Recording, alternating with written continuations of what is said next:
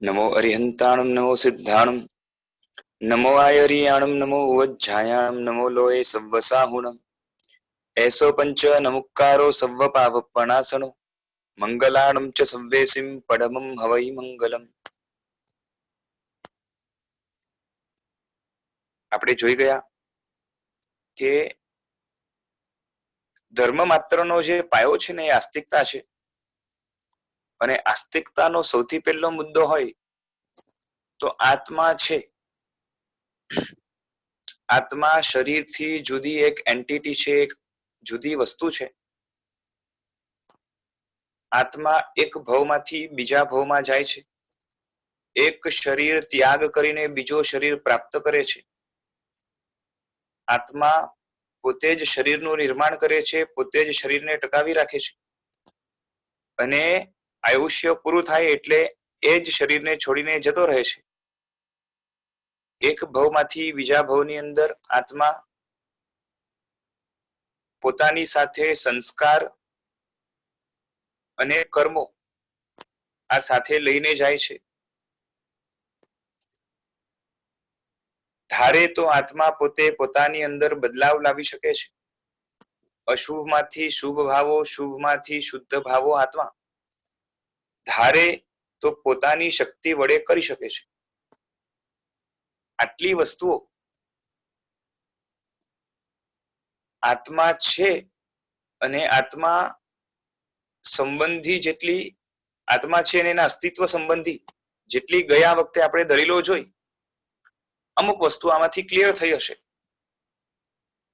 હજી પણ બીજા પણ ઘણા બધા પુરાવાઓ આત્મા માટે આપવામાં આવે છે. નવે નવ તત્વની અંદર સૌથી મુખ્ય તત્વ હોય તો એ આત્મા છે. આત્માને મુખ્ય રાખવાનું કારણ એ જ કારણ કે નવે નવ તત્વને જાણીને જેને શુદ્ધ કરવાનું છે એ આત્મા છે. એટલે પેલું તત્વ છે ને એને અંતિમ તત્વ એટલે મોક્ષ તત્વ અપાવવાની વાત આવશે.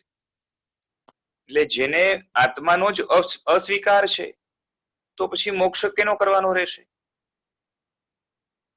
આ પ્રશ્ન ઉભો થાય. માટે મુખ્ય તત્વ તરીકે આત્મા તત્વનો નિર્ણય થવો જરૂરી છે. હવે આમ ઘણી બધી દલીલો હતી, એમાંથી અમુક જે મુખ્ય દલીલો છે એનો થોડોક આપણે વિસ્તાર કરીએ છીએ. કે જેમ કેવું છે કે ચતુર્વિધ સંઘ છે, સાધુ, સાધ્વી, શ્રાવક, શ્રાવિકા. ચતુર્વિધ સંઘની અંદર પણ સાધુ એક નહીં, ઘણા બધા બીજા પણ સાધુઓ હોય. એ જ રીતે એક શ્રાવક નહીં, ઘણા બધા શ્રાવકો છે. સાધ્વીઓ પણ ઘણા બધા છે, શ્રાવિકાઓ પણ ઘણા બધા છે. આમ છતાં પણ એક ગ્રુપ તરીકે એક એન્ટિટી છે ને, એક વસ્તુ છે ચતુર્વિધ સંઘ, ગ્રુપ તરીકેનું અસ્તિત્વ છે. પણ આમ છતાં પણ એક એક વ્યક્તિનું જુદું જુદું ઇન્ડિવિજ્યુઅલ અસ્તિત્વ છે. બરોબર છે? હવે એ ઇન્ડિવિજ્યુઅલ અસ્તિત્વ છે અને માટે બધા પોતાની રીતે સ્વતંત્ર પણ પોતાના નિર્ણયો, પોતાની ક્રિયાઓ બધું કરી શકતા હોય છે અને સામૂહિક રૂપે પણ કરતા હોય છે. એ જ રીતે શરીર છે આપણું, તો એક સમૂહ છે. કોનો? તો નાના નાના જે સેલ્સ છે એનો સમૂહ છે.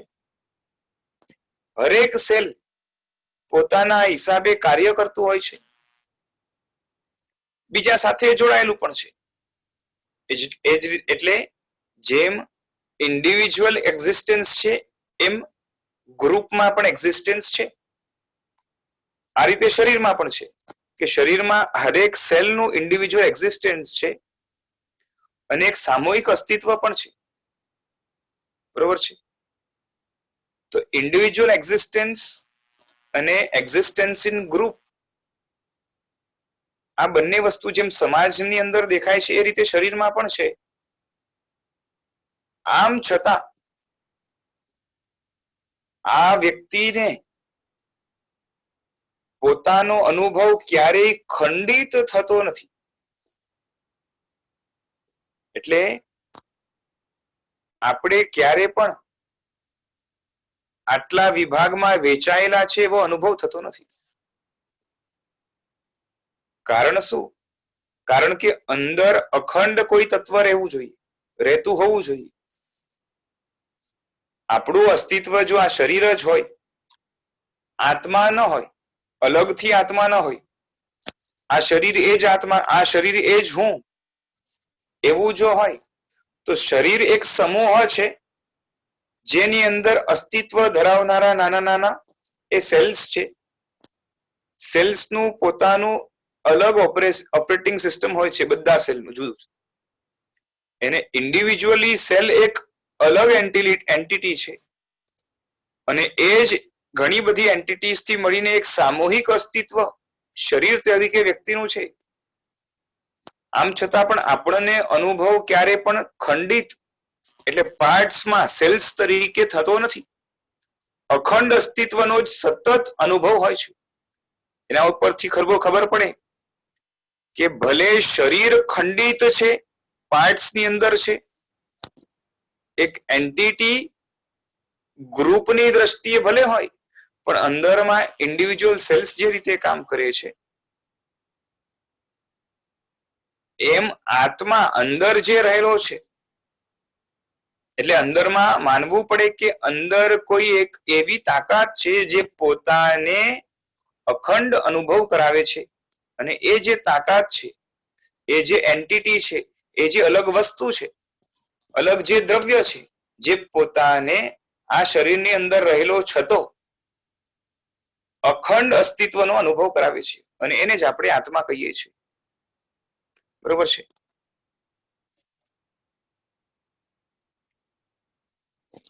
એ આ એક વન ઓફ ધ બહુ સ્ટ્રોંગ છે ને, આ એક બહુ કહેવાય ને કે અનુભવની દ્રષ્ટિએ, પોતાના અનુભવની દ્રષ્ટિએ બહુ સ્ટ્રોંગ પુરાવો છે આત્મા તરીકેનો.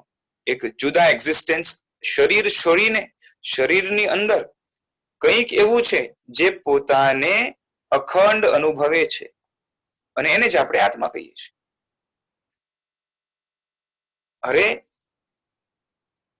હું વિચારું છું, હું બોલું છું, હું આમ કરું છું, હું તેમ કરું છું, એમ હું તરીકે ક્યારેય આપણે હું તરીકે એક આંગળી ક્યારે નથી લેતા, હું તરીકે એક સેલ નથી લેતા, હું તરીકે એક આખો હું, એ જે અનુભવ છે ને, છઠ્ઠો જ લેવો છે.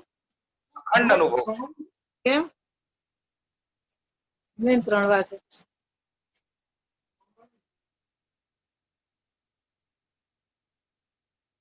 હું તરીકેનો અનુભવ કેવો છે? એક અખંડ અનુભવ છે. હું એટલે આખો. તો અખંડ અનુભવ તમે વિચારો, ક્યારેય પણ ઇન્ડિવિજ્યુઅલ વસ્તુ જુદી હોય, જેમ ચતુર્વિધ સંઘ છે, દરેક વ્યક્તિ જુદા છે, જુદા જુદા વ્યક્તિને જુદો જુદો અનુભવ થાય છે. એક બધા ભેગા મળી જાય, કદાચ ચોટી પણ જાય ને, બરોબર છે, અંદર આપલે પણ કરતા હોય, સમજો કે કંઈક આપે કંઈક લે, છતાં પણ એક આખો અખંડ અનુભવ નથી થતો અને ટુકડા ટુકડામાં જ અનુભવ થાય છે. પોતાને આપણે પોતે ચતુર્વિધ સંઘના મેમ્બર હોય તો છતાંય આપણો એક અલગ અસ્તિત્વ છે પેલા વ્યક્તિથી અને હું એની સાથે વ્યવહાર કરું છું એવો અનુભવ થાય. જ્યારે શરીરની અંદર પણ એન્ટિટીઝ છે અલગ અલગ, છતાં પણ અનુભવ અખંડ થાય છે. ઇન્ડિવિજ્યુઅલ અનુભવ એક એક સેલ તરીકે ક્યારેય થતું નથી, હું તરીકેનો.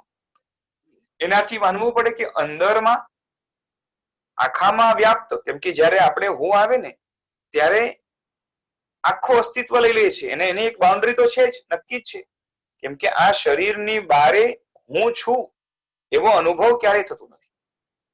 આ જે બાઉન્ડ્રીઝ છે ને એની બારે, એટલે આટલામાં મારું અસ્તિત્વ એક આખું સમાઈ જાય છે એવો અખંડ, પાછું ખંડિત નહીં, એવો અનુભવ આપણને પોતાને સતત થયા કરે છે. એટલે હું એટલે પર્ટિક્યુલર સેલ લેવા જશો તો આપત્તિ આવશે, કારણ કે આપત્તિ એટલે વિરોધ આવશે અનુભવની સાથે. એટલે પર્ટિક્યુલર સેલ કે સેલનો અમુક સમૂહ એને તમે હું નહીં કહી શકો. એટલે ક્યારે પણ હુંનો આ રીતે ખંડિત કે અલગથી આવો અનુભવ થતો નથી, અલગ પાડેલું. બરોબર છે. પછી તો હવે હું તરીકે શું લેવું? શરીરનો કોઈ અંગ લેવા જશો તો આપણે અંદરથી જ આપણું કોન્શિયસ જ ના પાડશે. બરોબર છે. આપણે વાત ભલે લોજિક થી કરતા હોઈએ પણ વાત અનુભવની છે કે આપણે એક અખંડ અનુભવ પોતાનો સતત કરી રહ્યા છીએ. હું તરીકે આપણે જે પોતાની ચિંતા કરીએ છીએ, બરોબર, કોઈ કે હું નો અનુભવ અહીંયા છે, તો એવું નથી. જ્યારે અનુભવ કરીએ છીએ ને ત્યારે બધું જ લઈ લઈએ છીએ આપણે, ખાલી આ નથી લેતા. અનુભવ જો અહીંથી થતો હોય ને હું તરીકે અહીંયા જ હોય તો અખંડ અનુભવ નહીં આવે. હું તરીકે આપણે અખંડ અનુભવ કરીએ છીએ, બરોબર છે. અહીંયા પણ વાગ્યું હોય ને તો મને વાગ્યું એવું થાય છે, આંગળીને વાગ્યું, કાં તો આને વાગ્યું, મને ન વાગ્યું, હું જુદો છું, કાં તો મારા અમુક અંશને વાગ્યું, મને પુરાને નથી વાગ્યું.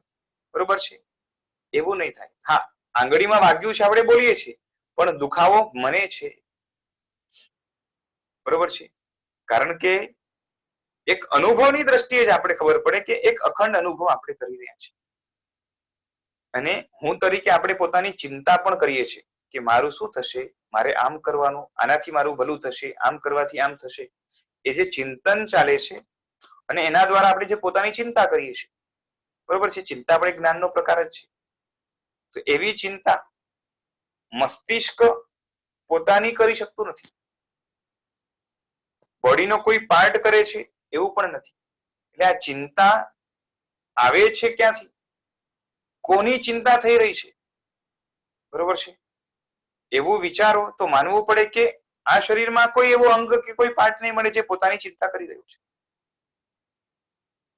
કારણ કે કેવું છે કે અગર બ્રેન લઈએ અને બ્રેન થી બીજા પાર્ટ્સ કનેક્ટેડ છે પણ બધાનું એક્ઝિસ્ટન્સ જુદું છે, તો હું તરીકે જ્યારે પોતાની ચિંતા કરું છું તો બ્રેન પોતાની ચિંતા કરશે, બીજાની નહીં કરી શકે. કારણ કે પોતાની ચિંતા કરવાની વાત છે, મારાની ચિંતાની વાત નથી. મારા સ્વજનો એની હું ચિંતા કરતો હોઉં તો એ સ્વજન મારાથી જુદો છે એટલે નક્કી થાય છે. એટલે મારા સેલ્સ એવી વિચારણા આખી જુદી થઈ ગઈ. પણ મારું શું થશે એવી વિચારણા જ્યારે કરીએ છીએ ત્યારે મારા તરીકે હું પોતાની ચિંતા કરું છું ત્યારે ખાલી અહીંનો ફોકસ ક્યારેય હોતો નથી, અખંડ જ હોય છે. બરોબર છે. એટલે બોડીનો કોઈ હિસ્સો મારા તરીકે પોતાની ચિંતા કરતો હોય એવું ક્યાંય છે ને સીધે સીધું મળી નહીં આવે. એટલે આ રીતે પણ જે છે ને અખંડ અસ્તિત્વના કારણે એમાં હું પણ આનો એક પૂર્ણ અનુભવ જે છે એ એક્સ્ટ્રા ફિઝિકલ એક્ઝિસ્ટન્સ, એટલે આ ફિઝિકલ એક્ઝિસ્ટન્સ જે દેખાય છે એના કરતા જુદું, એનાથી પર, એનાથી જુદું એવું કંઈક છે જે પોતાની ચિંતા કરે છે, પોતાને હું તરીકે અનુભવે છે અને હું પણ આનો અનુભવ અખંડ છે. શરીરમાંથી કંઈક ઓછું થાય, આપણે પહેલા પણ જોયું હતું કે શરીરમાંથી કંઈક ઓછું થાય તો હું ઓછો થયો એવું નથી અનુભવાતું, મારું કંઈક ઓછું થયું એવું અનુભવાય છે. એટલે હું નો અનુભવ તો ત્યારે પણ અખંડ છે. બંને હાથ કપાઈ ગયા હોય ને, બંને પગ કપાઈ ગયા હોય અને બાકીનું શરીર પણ ઘસાઈ ગયું હોય, થોડુંક શરીર કામ કરતું હોય, બરોબર છે. આજે સ્ટીફન હોકિન્સ છે, એ સ્ટીફન હોકિન્સ લગભગ અવયવો કામ કરતા બંધ થઈ ગયા છે, મગજ થોડુંક બરાબર કામ કરે છે અને બાકીનું શરીર જે છે ને એ થોડુંક હલનચલન કરે છે, અંદરનું એક્ટિવિટીઝ ચાલુ છે અને કોન્ફિડન્સ સાથે જીવી રહ્યો છે. આમ જોવા જઈએ તો લાચાર છે, બીજા ઉપર ડિપેન્ડન્ટ છે ફિઝિકલ એક્ટિવિટીઝ માટે. આમ છતાં પણ આવી પણ હાલત હોય ને ત્યારે પણ હું પણ આનો એક અખંડ અનુભવ, એમાં 100 માંથી 99% પણ નથી થતો. હું એટલે હું આખો જ છું. મારા હાથ ગયા છે, પગ ગયા છે, પણ હું છું. શરીરની એટલે આ કેવું છે કે હમણાં જે છે ને એક શરીર છે, એ શરીર કોઈ વ્યક્તિ મરી ગયો છે અને એને વેન્ટિલેટરમાં મૂકવામાં આવ્યું છે અને એ વેન્ટિલેટરના સહારે અને અમુક મશીન્સના સહારે એનું શરીર એ ધબકતું છે, કામ કરી રહ્યું છે, બધા ઓર્ગનની અંદર કઈ ને કઈ ફંક્શનિંગ ચાલુ છે, બરોબર છે. અને કન્ડિશન વ્યવસ્થિત આપવામાં આવે તો એ બોડી એમને જે છે ને એના પાર્ટ્સ જે છે એ ફંક્શન કરે છે. વ્યક્તિ મરી ગયો છે, બોડી ફંક્શન કરી રહ્યું છે. ક્યારેક એવું થાય કે વ્યક્તિ જીવતો છે પણ બોડી ફંક્શનિંગ બંધ હોય, જેમ જે છે ને ઘણીવાર એવું થાય કે અત્યંત ફ્રોઝન કન્ડિશનમાં વ્યક્તિ હોય, આજે છે ને ઘણા બધા સિપાહીઓ એ મોટી મોટી લડાઈ માટે જાય ને ત્યારે આ પહાડોની આસપાસમાં જ્યારે લડવાનું હોય, જ્યારે હિમાલય વગેરે જ્યાં અત્યંત ઠંડી હોય અને બર્ફીલો આખો મોસમ હોય, તો એની અંદર ઘણા દિવસોમાં તો શું થાય, ખાવા પીવાનું વ્યવસ્થિત ન મળે અને ગરમી શરીરમાં ન આવે તો શરીર અકળાવાનું ચાલુ થઈ જાય, ઠંડુ પડવાનું ચાલુ થઈ જાય, અકળાવાનું ચાલુ થઈ જાય, એટલે હાથ પગ અકળાઈ જાય. ધીરે ધીરે ધીરે ધીરે ધીરે કરીને જે છે ને શરીરને ઘણી બધી ફંક્શનિંગ બંધ થઈ જાય અને આમ કરતા કરતા કરતા આખું બોડી ફ્રીઝ થઈ જાય. બોડીની એક્ટિવિટીઝ ધીરે ધીરે બધી જ ધીરે ધીરે ઓછી થઈ જાય. પહેલા મેજર એક્ટિવિટીઝ બંધ થાય, પછી ધીરે ધીરે કરીને માઇનર એક્ટિવિટીઝ બંધ થઈ જાય અને ફૂલ એકદમ જામ થઈ જાય. એકદમ બ્રેનનું ફંક્શનિંગ પણ મન થતા થતા થતા થતા થતા એ છે ને ડીમ થઈ જાય. હવે આવા કેસીસ બન્યા છે કે એ ફ્રીઝડ બોડી હતી, જોયું કે આમ જોવા જઈએ તો કઈ ફંક્શનિંગ નથી, બ્રેનની એક્ટિવિટીઝ બંધ, હાર્ટ બંધ, આમ છતાં પણ લાગ્યું કે ભાઈ છે ને આને કદાચ કન્ડિશન એકદમ તાજી છે તો આપણે ટ્રાય કરીએ આને જીવંત કરવાની, અને એને જીવંત કરવાની પ્રોસેસ ચાલુ કરી. એટલે હોસ્પિટલમાં લઈ ગયા, પ્રોપર ટેમ્પરેચર વગેરે આપ્યું, પેલું હાર્ટને ધબકવા માટે જે છે ને પેલું લાગે છે એ બધું આપ્યું અને ધ પર્સન વોઝ અલાઇવ, જીવતો થયો. એટલે મર્યો નહોતો. હવે ડિફાઇન કેવી રીતના થાય? બોડીના ઓર્ગન્સ વર્ક કરે છે અને મરેલો છે વેન્ટિલેટર ઉપર વાળો, અને અહીંયા બધું ફ્રીઝ છે છતાં પણ જીવતો છે અને બરોબર થઈ ગયો. સો functioning of body parts only is not going to give us the answer whether the person is living or not. તો જીવન અને મૃત્યુની વચ્ચે ડિફરન્શિએટ કરનાર એક તત્વ જે જીવનને સતત જીવંત રાખે છે, વ્યક્તિને સતત જીવંત રાખે છે અને બહુ નાઇસલી એને હેન્ડલ કરી લે છે. આપણે એની પહેલા પણ વાત કરી હતી કે બોડીના બધા ફંક્શન આમ જોવા જઈએ તો પૂતગલો છે ને, એટમ્સ, મોલિક્યુલ્સ છે, અને આટલી સારી રીતે કામ કરે કે પોતાને જે છે ને હીલ પણ સારી રીતે કરી લે, બરોબર જે છે ને વસ્તુ ત્યાં ગોઠવાઈ જાય અને બરોબર ફંક્શનિંગ ચાલે, ક્યાંય ગડબડ ન થાય ઓલમોસ્ટ, બરોબર છે. એટલે આમ કહેવાય ને કે એકદમ 100% પરફેક્ટ તો નહીં, પણ 90-95% સુધીની એક્યુરેસી જો એનાથી ચાલતું હોય તો આવું પૂતગલ સૃષ્ટિમાં, એટલે એમને નિર્જીવ વસ્તુમાં આવું જે છે ને આવી આટલી પરફેક્શન ક્યાંય જોવા ના મળે. સો who is the one who perfectly manages this thing and what is that thing which differentiates whether the person is living or dead? તો એ જે શક્તિ છે, જે તાકાત છે, બરોબર છે, એને તમે જે પણ ઇમેજિન કરો એને આપણે આત્મા કહીએ છીએ, બરોબર. હા બોલો, કોઈ અહીંયા પૂછવાનું છે? હેન્ડ રેઝ કર્યો છે દર્શનાબેન.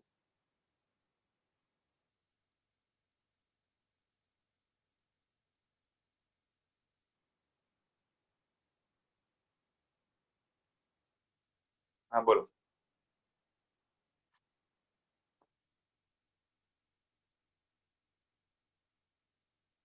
આપ ત્યાંથી માઇક ઓન કરી શકશો.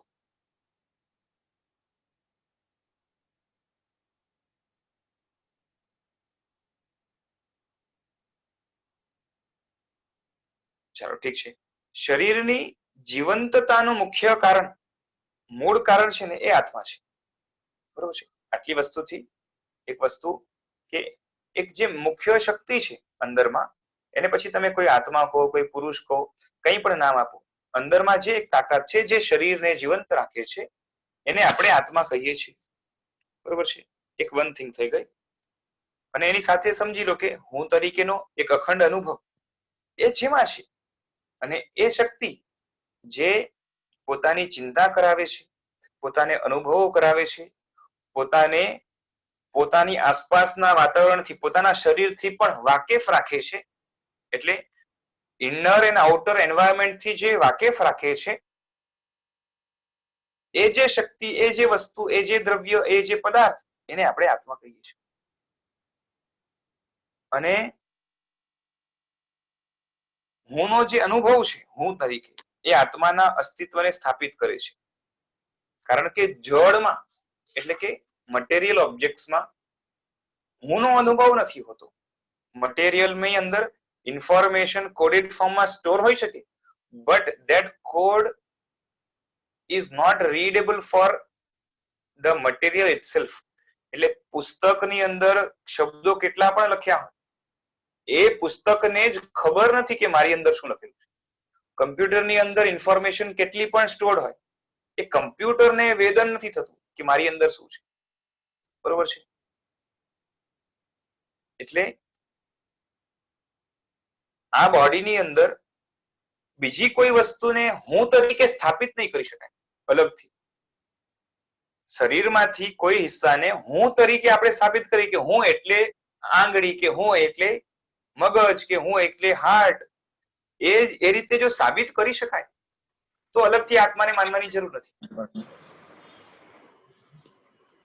સર, અહીંયા દર્શના શાહનો જે મ્યુટનો માઇક છે ને, એ બંધ એટલે ચાલુ નથી થતો, બંધ જ રહે છે.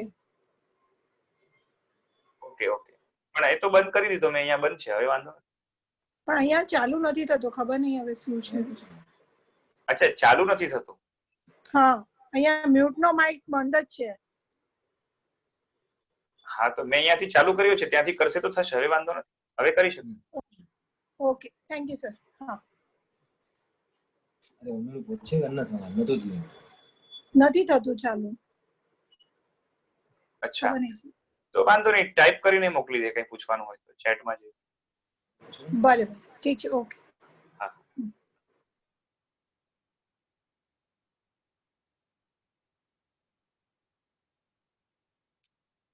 એટલે શરીરની અંદરના કોઈ પર્ટિક્યુલર અંગ કે ઓર્ગનને હું તરીકે સ્થાપિત નથી કરી શકાતું. આપણે તત્વનો સ્વીકાર કરવો હોય તો આંખ બંધ કરીને બિલીવ કરવાની જરૂરત નથી.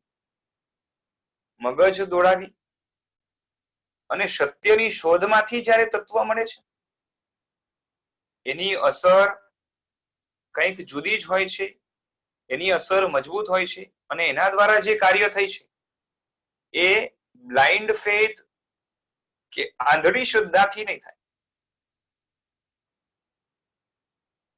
હજી એક વાત કહે છે કે જડ જગતમાં, એટલે કે નોન લિવિંગ ઓબ્જેક્ટ્સમાં, જ્યાં લિવિંગ નથી ત્યાં કર્તૃત્વ એટલે હું કરું છું એવો ભાવ પણ હોતો નથી. હું કરું કે હું કરું છું એવો ભાવ હોતો નથી. જડમાં પરિવર્તન હોઈ શકે, જેમ ટેબલ છે, ધીરે ધીરે ઘસાય તો ઘસાતો, કાં તો પડ્યો પણ જે છે ને સડવા લાગે, ને જે છે ને એની અંદર નવામાંથી જૂનો થાય, એનું રૂપ બદલાય, એનો રંગ બદલાય, એ ઝાંખું પડે, બધું થઈ શકે. અથવા તો એને અનુકૂળ પદાર્થો મળે તો એ મજબૂત પણ થઈ શકે, પરિવર્તન થઈ શકે. જડ પદાર્થમાં સર્જન ને વિસર્જન પણ થાય, કે જ્યાં પહાડ નહોતો ત્યાં પહાડ થઈ ગયો, ખાડો નહોતો ત્યાં ખાડો થઈ ગયો, પહાડની જગ્યાએ ખાડો થઈ ગયો, પહાડની જગ્યાએ નદી, નદીની જગ્યાએ પહાડ થઈ ગયો. બરોબર છે? આ તો સ્થૂળ દાખલાઓ છે. આની અંદર પણ એકેન્દ્રિય વગેરે જીવો કામ કરે છે, આપણે બોલીએ છીએ. પણ આમ સિવાય પણ જ્યાં જીવનું અસ્તિત્વ નથી કે જીવનું જ્યાં કાર્ય નથી, એવા પૂતગલોની અંદર પણ સર્જન, વિસર્જન, પરિવર્તન વગેરે થઈ શકે છે. કારણ કે પૂતગલો જોડાય આપસમાં, પૂતગલો વિખરાય, જોડાય એ સર્જન થયું, વિખરાય વિસર્જન થયું, અને જોડાવામાંથી વિખરાયા એ પરિવર્તન થઈ ગયું. અને જેવા જેવા કોમ્બિનેશન રચાય એ નવું નવું જે છે ને સર્જન માનવું પડે. પણ જળમાં ક્યાંય પણ કર્તા પણ નહીં આવે, કર્તા તરીકે ક્યારેય પણ જળ નહીં આવે. તમે જોઈ લો, કોઈ પણ ભાષા હોય ને, કોઈ પણ લેંગ્વેજ લઈ આવો, Gujarati, Hindi, English, Marathi, right, French, German, whatever, બધી ભાષાની અંદર તમે જ્યારે એનું વ્યાકરણ ભણો, એનું ગ્રામર ભણો, ત્યારે કોઈ પણ ક્રિયાની વાત આવે ને, તો ક્રિયાનો કોઈને કોઈ કરતા હોય. કરતા એટલે ક્રિયાનો ડુઅર ઓફ એક્શન, કરનાર, જેને આપણે સબ્જેક્ટ કહીએ છીએ, રાઈટ. જે કાર્ય કરે એને કર્તા કહેવાય, જેના પર કાર્ય થાય એને કર્મ કહેવાય, એટલે ઓબ્જેક્ટ કહેવાય. અને જે કાર્ય થઈ રહ્યું છે, જે ક્રિયા થઈ રહી છે એને વર્બ કહેવાય. So the sentence that contains verb always have subject, એટલે એના કર્તા હોય છે. The subject may be displayed in the sentence or may be hidden, but there is a કર્તા. હંમેશા સબ્જેક્ટ તો હોય જ. સબ્જેક્ટ વગર જે છે ને સીધી ક્રિયા થતી નથી. એટલે કર્તા તરીકે પણ તમે કોઈ પણ લેંગ્વેજમાં જોઈ આવો તો કર્તા તરીકે ક્યારે પણ લિવિંગ બિંગ જ આવશે, બરોબર, whether it may be animal or plant or something. હા, પછી કાલ્પનિક રીતે તમે જુઓ તો આપણે જે છે ને કહીએ કે જે છે ને the bat hit the person, એટલે બેટ એ પર્સન ને માર્યું, બરોબર છે. આ રીતે શું છે કે કલ્પનાની દુનિયામાં એ બધાને ખબર પણ હોય છે કે આ કાલ્પનિક છે, બરોબર છે. બેટ બોલ્યો, બોલવાનું કાર્ય બેટ કરી રહ્યું છે. અથવા તો વાદળાઓ છે ને એ ધરતી સાથે વાત કરી રહ્યા છે. તો ત્યારે આપણે કહીએ છીએ કે નોન લિવિંગ થિંગ ને આપણે પર્સોનિફાઈ કર્યું છે. એટલે ત્યાં આપણે કહીએ છીએ it is a figure of speech. We have personified the thing, but that thing actually is not a person. એટલે કર્તા તરીકે તો લિવિંગ બિંગ જ આવે, નોન લિવિંગ ન આવે, બરોબર છે. સાચા કર્તા તરીકે કોણ આવે? કેમ કે કર્તા તરીકે જે કર્તૃત્વ છે એ કર્તામાં જ રહેવાનું છે, અને કર્તા હંમેશા જીવ જ રહેવાનો છે. એટલે હવે જળ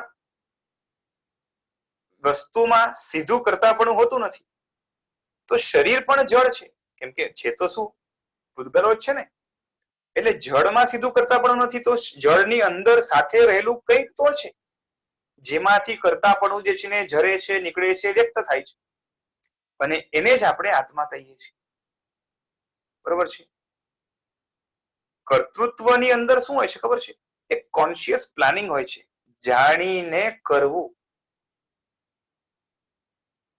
સમજો કે છે ને ક્યાંકથી હવા આવી અને હવાના કારણે જરાક પથ્થર હલ્યું, એક પથ્થર બીજા પથ્થરને એને ટક્કર મારી, એક પથ્થરે બીજા ટક્કરને પથ્થર મારી, એટલે પથ્થરે પથ્થરને ટક્કર મારી એમ કહેવાય, બરોબર છે.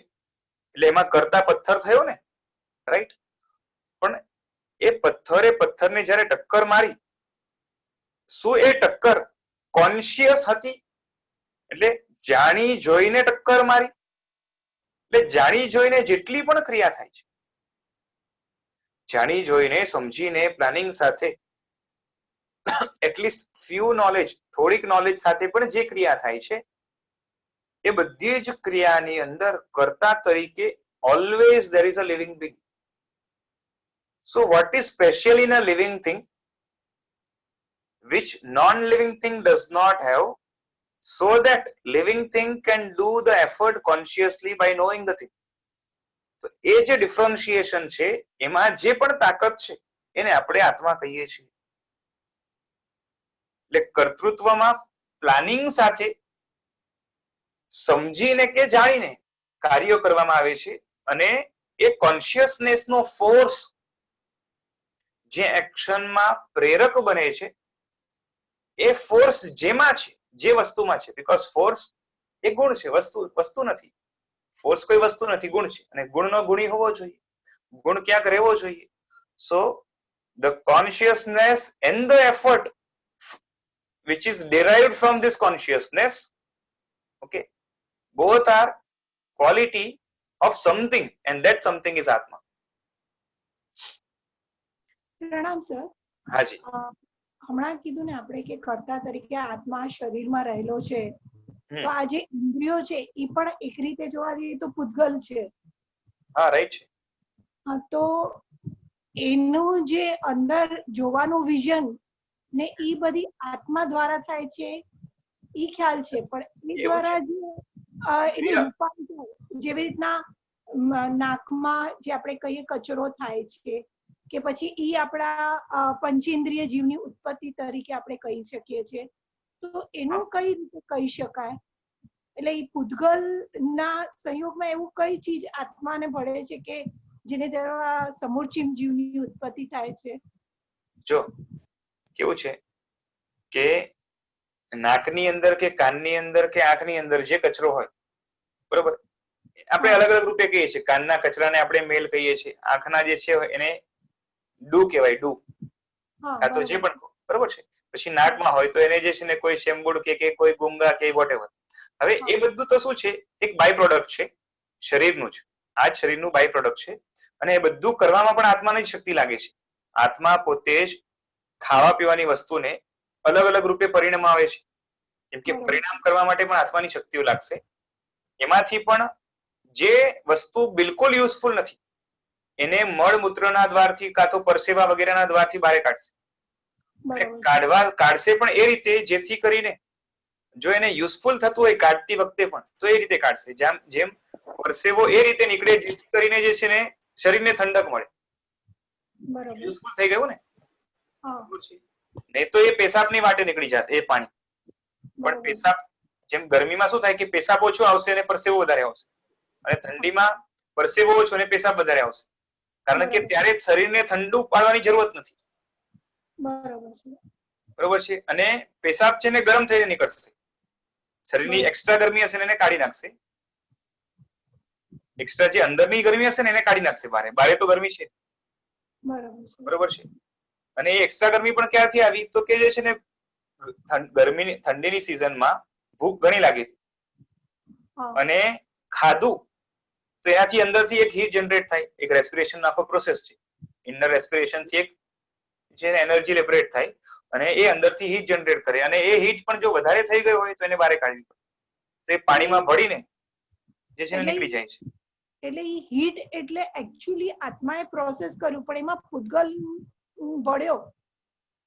હા, એ તો જો પ્રોસેસ આત્મા કાર્ય પૂતગલમાં કરી રહ્યો છે, એકલો નથી કરી રહ્યો. ત્યાં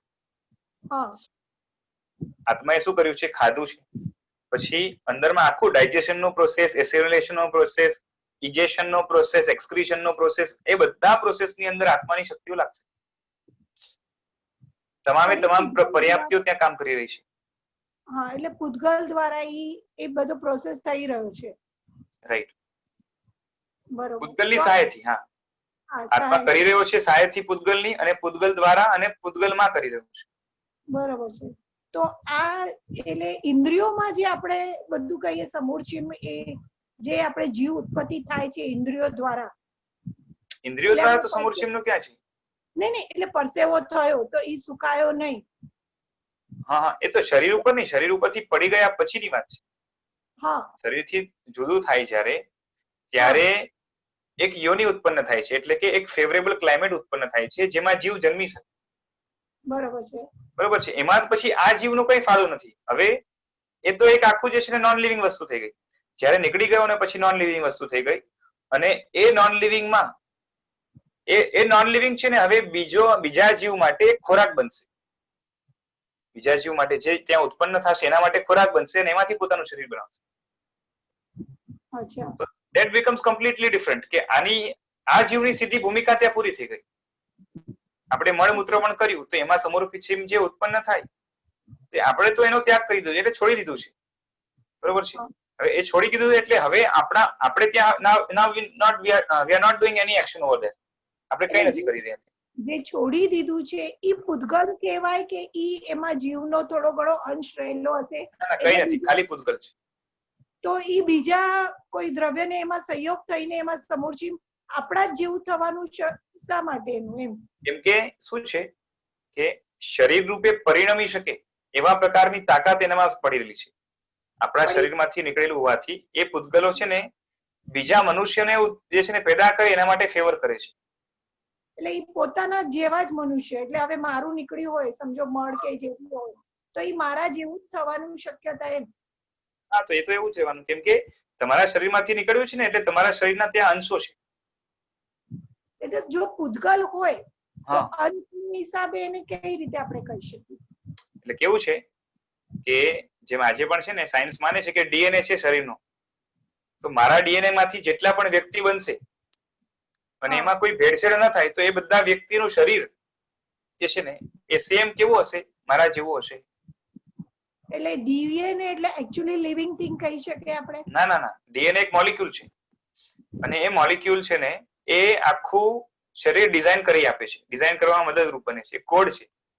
જેમ છે ને તમને કહું, એકદમ સિમ્પલ લેંગ્વેજમાં કે તમને કોઈ વસ્તુ બનાવતા આવડતી નથી, ખાવાની વસ્તુ છે એ બનાવતા ન આવડે તો તમે શું કરો, એક રેસીપી બુક લ્યો સમજો, બરોબર છે, અને એ રેસીપી બુક તમે પણ લીધી અને બીજા 4 જણને આપી, અને એ રેસીપી બુક ને એમાં જે રીતે કહેલું છે એ જ રીતે બધા જ ફોલો કરે 4 જણા, બરોબર? હા, તો ચારેયનો જે છે ને ખોરાક સેમ બને, બરોબર છે, સેમ વ્યવસ્થિત એ રીતે ફોલો કરે કે ભાઈ છે ને ચણાની દાળ લાવવાની કીધી, એ પણ જે છે ને આવા કલરની એકદમ પ્રોપર સ્પેસિફાય કરેલું હોય એક્ઝેક્ટ કે આવી લાવવી, બરોબર છે, કે ભાઈ છે ને રાજકોટની ચણાની દાળ આવા કલરની લાવી અને આ પાવ કિલો લેવાની, પછી આ જે છે ને અડધો, પછી આટલો વાર જે છે ને સ્ટોવને જલાવવું, સ્ટોવનો જે છે ને કલર આવો હોવો જોઈએ, એક્ઝેક્ટલી સેમ પ્રોસેસ ચારેય જણા ફોલો કરે, બરોબર છે, તો ચારેયની જે છે ને જે પણ ખોરાક બને કે ખાવાની વસ્તુ બને એ સેમ બનશે, બરોબર, because you are following same recipe, same instructions, right? એ જ રીતે ડીએનએ છે ને it is like a book. Okay, બીજો આત્મા એમાંથી રીડ કરીને પોતાનું શરીર બનાવી રહ્યું છે. ઓકે, તો તમારા શરીરમાંથી જેટલું પણ મળ વગેરે નીકળ્યું એમાં જેટલા પણ ડીએનએ છે, બરોબર છે, એ બધા સેમ હોય, શરીરના છે ને એક વ્યક્તિના બધા ડીએનએ સેમ હોય, બરોબર, રાઈટ? તો એટલે માઇન્યુટ ડિફરન્સ હોય એકદમ, તો એટલે આપણા જેવો કહીએ, એક્ઝેક્ટલી આપણો ના હોય, એકદમ જ થોડોક હોય, પણ એમ સમજો ને કે આપણે સમજીને એમ સમજીને ચાલે કે બધા સેમ છે, તો બધા ડીએનએ સેમ છે. તમારા શરીરમાંથી તમારા મળમૂત્રની અંદર સમજો કે 400 ડીએનએ એમાં છે, સમજો આમ તો હજારો કરોડો હોય છે, તો 400 ડીએનએ હોય એમાંથી જ્યારે શરીર બને ને એના આધારે ત્યારે જેટલા શરીર બનશે એની રચના સેમ થશે. એટલે એવું કહી શકાય કે બ્લડમાં જ ડીએનએ નહીં પણ આપણા બધા જ જે અશુચિ બધામાં જ, હા, બધામાં ડીએનએ. આ તો ડીએનએ એ લોકોએ ખાલી સેલ્સમાં માન્યો છે, બાકી આપણા શાસ્ત્રો તો કહે છે કે શરીરના દરેક અંશની અંદર જે છે ને એવી પોટેન્શિયલ છે કે જે છે ને આખો નવો માણસ પેદા કરી શકે સેમ. અચ્છા, હા, હજી સાયન્સ એના સાયન્સની એની ભનક છે, પણ હજી એવું કેપેબલ સાયન્સ થયો નથી એમાંથી જે છે ને હજી આખો માણસ તો સીધું ડીએનએ માંથી બનાવી જ નથી શક્યો, પણ છતાં પણ જે છે ને એક પોટેન્શિયલ તો માને જ છે, અને હવે એને એક્સપેરિમેન્ટ લેવલ ઉપર ક્યાં સુધી લઈ જાય છે હવે ફ્યુચરમાં જોવાની વાત છે. બરોબર છે. તો સર આમાં જે આપણે આપણી ઇન્દ્રિયોને આપણે કીધું કે એ આમાં ભાગ ભજવી અને બધી કાર્યરત થાય છે, એટલે આપણે શરીર આત્માની સાથે રહીને બધા આપણે કહીએ ને બધું ગ્રહણ કરે છે, તો એમાં હાડકાનું શું આવે? હાડકા બી રીતે કઈ એમાં ગ્રહણ કરીને કઈ કરે છે? આખું પ્રોસેસ જ છે ને, તમે જો ને તો આયુર્વેદની અંદર આખો પ્રોસેસ આપ્યું છે કે વ્યક્તિ પેલા ખોરાક લે અને એમાંથી ખડ અને રસ જુદું પાડે, એટલે કામની વસ્તુ જુદી અને જે વેસ્ટ છે એ જુદું, એ વેસ્ટ નું પ્રોસેસિંગ થઈને જે છે ને એ મળ બનીને નીકળી જાય. હવે જે રસ છે એમાંથી ક્રમથી બધા ધાતુઓ બનાવે છે, ધાતુઓ એટલે જે છે ને શું કહેવાય છે, માંસ, મેદ વગેરે, બરોબર છે, તો એમાંથી એક અસ્થિ આવે છે, અસ્થિ એટલે હાડકા. અચ્છા, ઓકે. તો ઈ રીતે ઈ બાંધો જે મજબૂત હોય અને ઈ રીતે આપણે કહીએ કે જે આપણને વિચાર શક્તિ કેટલી મજબૂતાઈ જે હાડકાની મજબૂતાઈથી થઈ શકે છે. ના, હાડકાની મજબૂતાઈથી વિચારની મજબૂતાઈ નથી. નહીં, એટલે જે પહેલું સંગાયણ વાળા હોય, હા, હા, ઈ દ્રષ્ટિએ એ લોકોનું એટલે બાંધો જે મજબૂત હોય, હા, તો ઈ રીતે એ લોકોના વિચાર એમાં તો કેવું છે કે જેને છે ને શું કહેવાય કે શરીરનો ઢાંચો મજબૂત હોય ને, હાડકા મજબૂત હોય, શરીરનો ઢાંચો બંધારણ મજબૂત હોય, તો એનું શરીર છે ને એ તીવ્ર વિચારોને છે ને ખમવા માટે સક્ષમ હોય છે, સાથે મનોબળ પણ મજબૂત મળ્યું જ હોય, એટલે ઇન્ટેન્સ વિચારો. આજે છે ને બહુ હાર્ડ કે એકદમ શું કહેવાય કે હાઈ લેવલના ઇમોશન તમે કરો ને તો તમારું શરીર ન ખમી શકે, કાં તો બ્રેન હેમરેજ થઈ જાય, કાં તો તમે ડાયરેક્ટ રામ નામ સત્ય. જેમ છે ને અત્યંત હર્ષ પણ છે ને શરીર ન ખમી શકે, અત્યંત શોક પણ ન ખમી શકે, અત્યંત ક્રોધ પણ. તમે જોજો કે બહુ વધારે ક્રોધ કાં બહુ મોટો ઝટકો આવ્યો હોય ને તો શરીરની અંદર એવા પોઈઝન્સ પેદા થઈ જાય જેને શરીર પોતે ન ખમી શકે, અને બધા જ ધાતુઓની અંદર ખામી આવે, એટલે એનો હાડકા જે છે ને કમજોર પડી જાય. એના મસલ્સ કમજોર પડી જાય, એના બ્લડ કાઉન્ટ ની અંદર જે છે ને ઉથલ-પાથલ થઈ જાય, આ બધું થવા માંડે. હવે આ તો હજી આપણી તાકાત ઓછી છે. હવે એ હજી વધારે હોય તો શું થાય? તો આપણું શરીર જ ખમી ન શકે. પણ જો આત્મા આ બધું સંચાલન કરતો હોય તો શરીરને ઈ ઇફેક્ટ કરે? હા, સવાલ જ નથી. કારણ કે પૂતગલની પૂતગલ ઉપર તો અસર છે જ ને. પૂતગલની પૂતગલ ઉપર ડાયરેક્ટ અસર છે. અને આત્મા જે છે ને એમાં એક મીડિયેટરનો ભાગ ભજવે છે. એમાં પણ આત્મા કર્મની પણ સહાય લે છે. એકલો આત્મા ન કરી શકે. કર્મની સહાય જોઈએ. આત્મા પૂતગલની અંદર કાર્ય કરવા માટે પણ પૂતગલની સહાય એટલે કર્મની સહાય લે છે. કર્મ પણ પૂતગલ છે. અચ્છા. ઓકે. એટલે શરીરની અંદર પણ કંઈ પણ કરવું હોય છે તો એને પુણ્યની સહાયની કે પાપની સહાયની જરૂરત પડે છે. એટલે કર્મની સહાયની જરૂરત પડે છે. શરીરની અંદર ગડબડ પેદા કરવી હોય તો એ આત્મા જે છે ને પાપની સહાયથી કરી શકશે. અને શરીરની અંદર જે છે ને શું કહેવાય સુધારો કરવો હોય તો એ પુણ્યની સહાયથી કરી શકશે. બરોબર છે. ધન્યવાદ ગુરુજી. હા.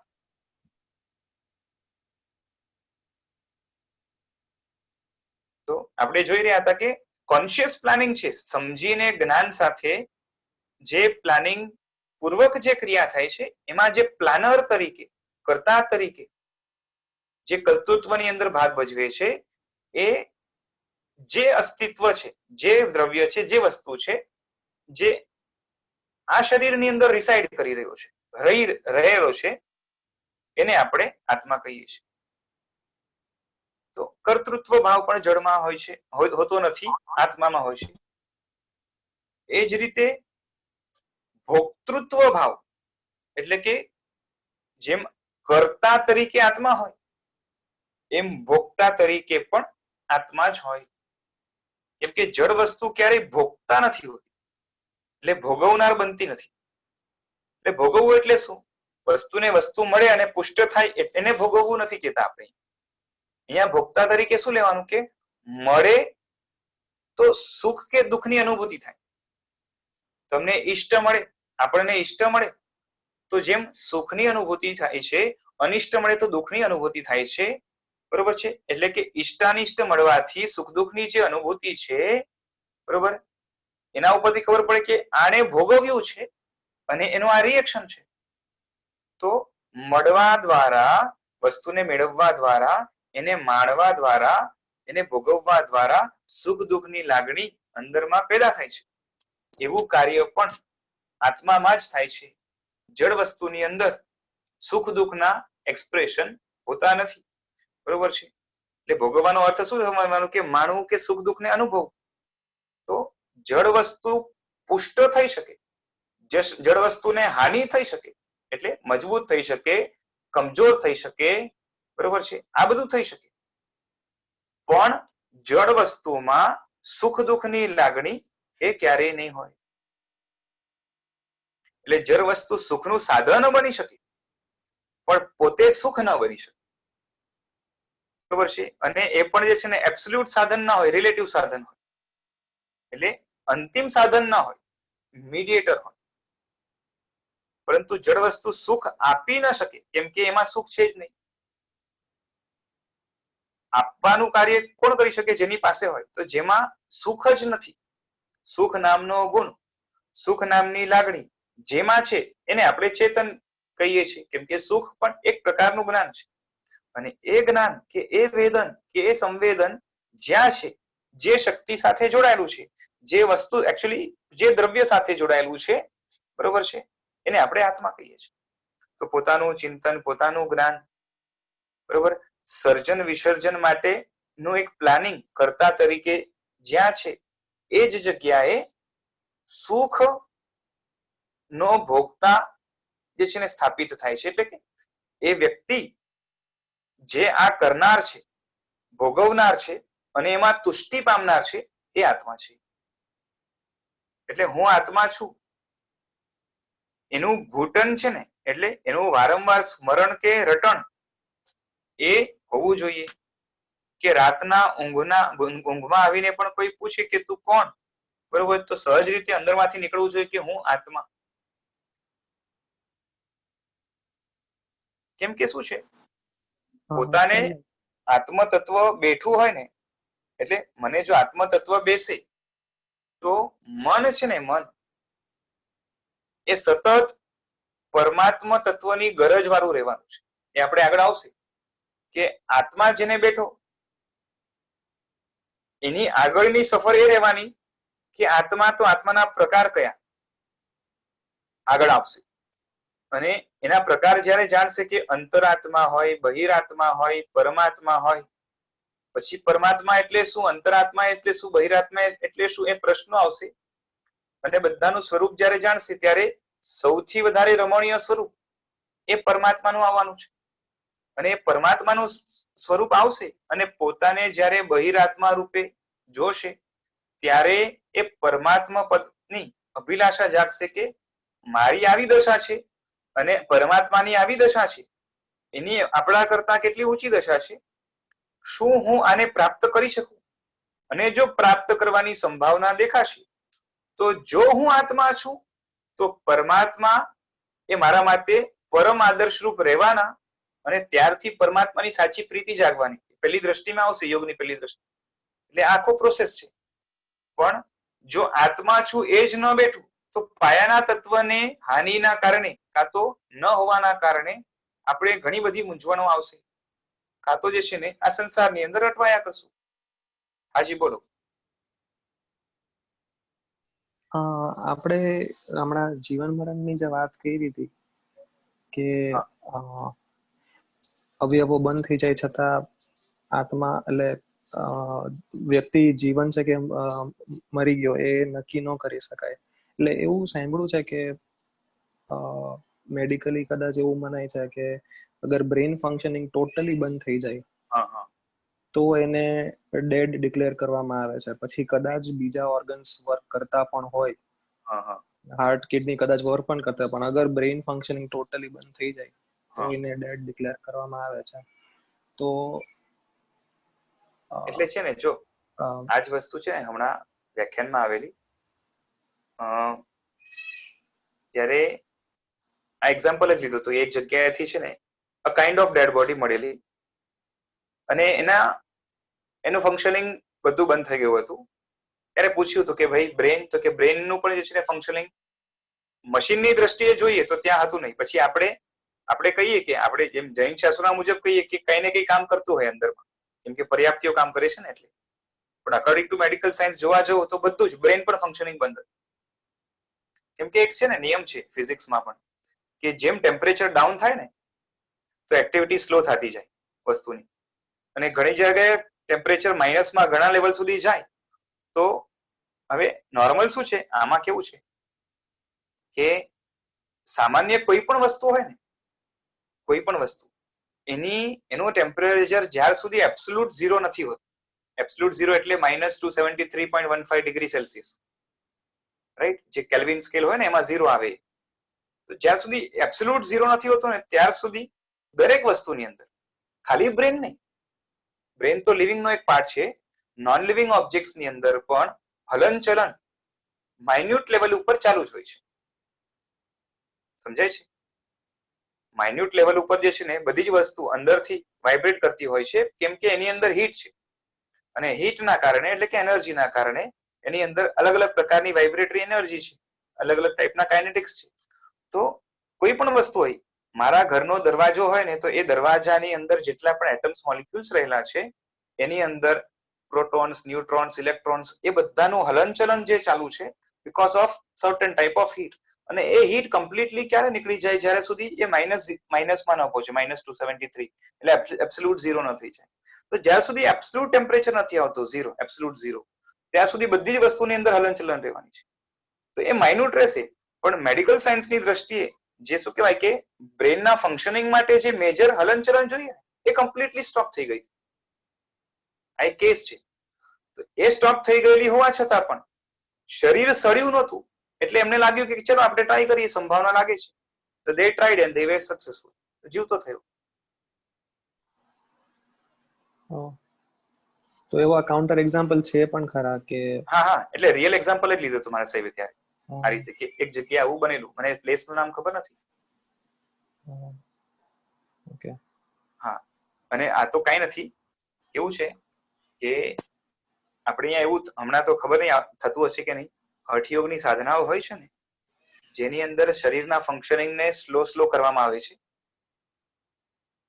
આ યોગા હોય ને આસનો વગેરે કરીને પ્રેક્ટિસ દ્વારા, કે જેથી કરીને શરીરનું ફંક્શનિંગ ધીરે ધીરે સ્લો કરીને અત્યંત સ્થિર કરવામાં આવે તો આખું બોડી જાણે શું કહેવાય એક જાતનું જે છે ને ફ્રીઝ થઈ ગયું હોય એવા લેવલ સુધી પહોંચાડી દેવામાં આવે. હમણાં એવા યોગીઓ હશે કે નહીં મને ખબર નથી, અને કરંટમાં કેવું ચાલે છે મને ધ્યાન પણ નથી.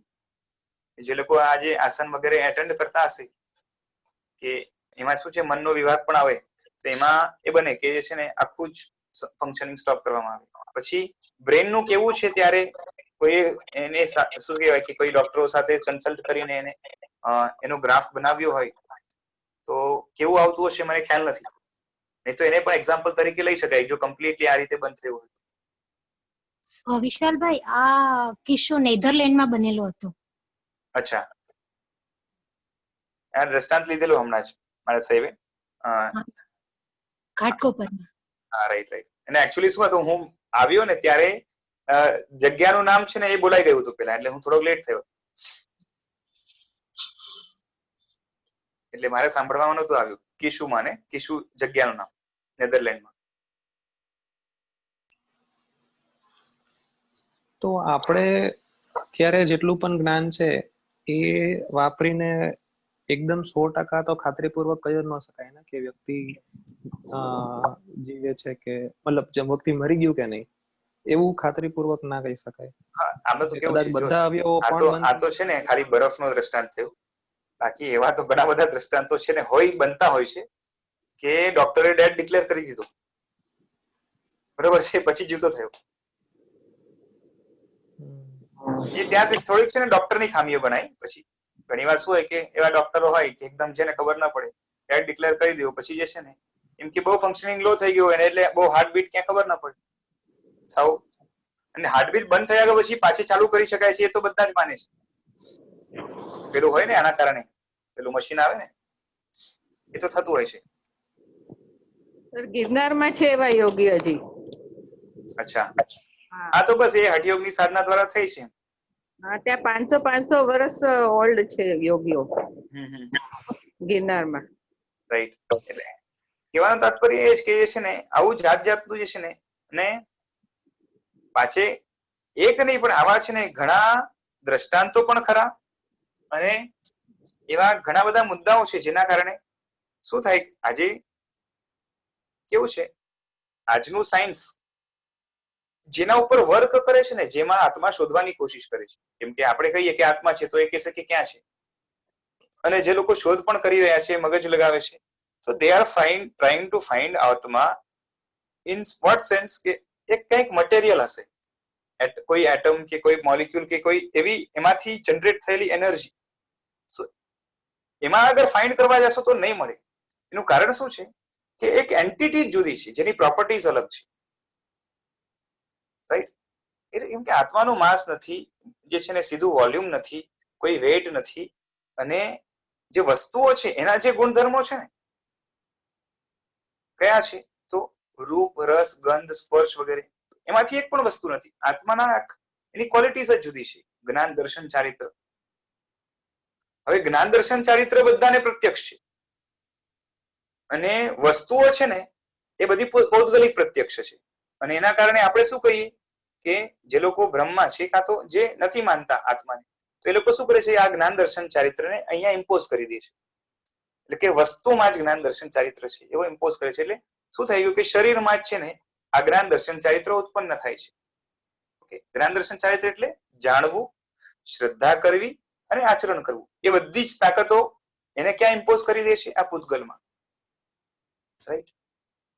બાકી જાત અનુભવની દ્રષ્ટિએ પણ જે છે ને, સેલ્ફ એક્સપિરિયન્સની દ્રષ્ટિએ પણ જે છે ને ઘણી રીતે આ અનુભવ તરીકે જે છે ને આત્મા સિદ્ધ થાય છે. અને આપણે તો એની ઘણી બધી દલીલો જે છે ને લાસ્ટ ટાઈમ મને લાગે છે 25-50 હશે, એ બધી આપણે જોઈ ગયા, અને બધાનો વિસ્તાર કરવાનો હમણાં સમય નથી, પણ એટલું ખરું કે જે છે ને ઘણી રીતે અનુભવથી પણ જે છે ને આ શક્તિઓ શરીરથી જુદી છે એવું જણાય છે. વિશાલભાઈ, લાસ્ટ ટાઈમ એક પ્રત્યક્ષ પ્રમાણ લીધું હતું એમાં કે કેવલ જ્ઞાની ભગવંત પ્રત્યક્ષ રીતે જોઈ શકે આત્માને, Correct. પણ આત્મા અરૂપી પણ છે. તો એમાં દેખવાનો અર્થ શું? એટલે જો, એક સમજો, રૂપીનો અર્થ છે ને, રૂપ એટલે કલર, રૂપ એટલે કલર, રંગ. આપણે કહીએ ને રૂપ, રસ, ગંધ અને સ્પર્શ. હા, રાઈટ. તો આત્માનો કલર નથી. અરૂપી એટલે ન જોઈ શકાય એવો અર્થ છે જ નહીં. That's it. શું કહું એનાથી વધારે? ઓકે, સમજ્યા? વસ્તુ છે એટલે દેખાય છે, એનો કલર નથી. અને આપણે જેનાથી જોઈએ છે આંખ, આંખની તો કેપેસિટી એ જ છે કે જે કલરફુલ વસ્તુ હોય એ જ દેખાય. કલરલેસ છે, દેખાવાની નથી. આત્મા ઇઝ કલરલેસ, એટલે અરૂપી છે. અને જે અરૂપી હોય એ અરસી હોય, અસ્પર્શી હોય, અગંધી હોય, બધું આવી જાય સાથે. એટલે કેવળ આપણે જ્ઞાની કદાચ ઇમેજિન જ કરવું પડે. હા, એટલે આપણે તો ઇમેજિન જ કરવું પડે ને. જ્યાં સુધી કેવળ જ્ઞાન તમે ઇમેજિનેશનમાં જ છે. સીધું તો કઈ નહીં આવે. આત્માનો કેવળ સાક્ષાત્કાર કેવળ જ્ઞાન વગર ન થાય. હા, બોલો, શું થયું? કેવળ જ્ઞાન, કેવળ જ્ઞાની ભગવંતને એટલે જે આકાશાસ્તિકા વગેરે એ પણ બધું દેખાય. હા, બધું બધું જેટલા બધા જ દ્રવ્યો પ્રત્યક્ષ દેખાય છે. અચ્છા. અને એ કેવળ જ્ઞાનનો જ વિષય છે, કારણ કે બાકી બધા જ્ઞાન છે ને, શ્રુત જ્ઞાન દ્વારા અરૂપી વસ્તુઓ અનુમાનનો વિષય બને છે. બરોબર છે? અને માટે ઇમેજિન કરવું પડશે. અને બાકીના શ્રુત જ્ઞાન ને કેવળ જ્ઞાન છોડીને બાકી બધા જ્ઞાનો એટલે મતિ જ્ઞાન, અવધિ જ્ઞાન અને મનોપર્ય જ્ઞાન એ તો રૂપીને જ જોઈએ છે. એટલે પ્રત્યક્ષ જોવાનું આવશે તો કેવળ જ્ઞાન દ્વારા જ આવશે અરૂપી વસ્તુ.